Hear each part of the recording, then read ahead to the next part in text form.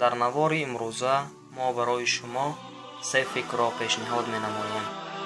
фикри якум: бояд аз фақир будан ғамгин нашавем ё ин ки аз кам доштани сарвату моли дунё.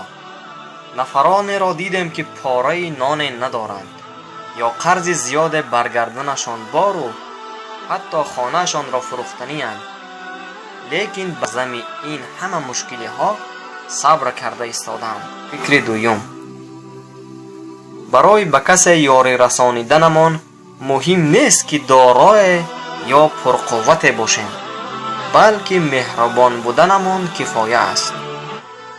фикри сеюм: ҳаёт аҷоиб аст.